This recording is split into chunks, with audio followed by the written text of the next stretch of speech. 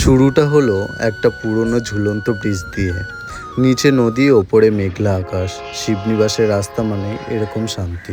ট্রেনে কত রকম হকার কাকু, এভাবেই এদের জীবনযাপন চলছে। ট্রেন থেকে নেমে সোজা অটো, ভিড়, দোকান আর আওয়াজ। শিবনিবাস মানেই এই ব্যস্ততা। অটোয় চেপে দুপাশের পরিবেশ দেখতে দেখতে চলে এলাম শিবনিবাস। মন্দিরের রাস্তায় পা রাখতেই এখানে হাজার হাজার ভক্তের লাইন, যারা দূর দূরান্ত থেকে এসেছে। আর এই তো শিবনিবাসের সেই বিখ্যাত শিব মন্দির। রংটা দেখেছো?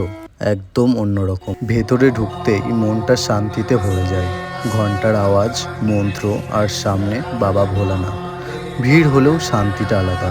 পুজোর পরে ঠান্ডা ঠান্ডা শরবত আর গরম গরম খিচুড়ি প্রসাদের স্বাদটাই আলাদা। ফেরার সময় মনে হলো কিছু জায়গা ঘোরার জন্য নয়, মন ভালো করার জন্য। শিবনিবাসে পুজো শেষ, কিন্তু দিনটা এখানেই শেষ না। এবার গন্তব্য পাগলাখালি।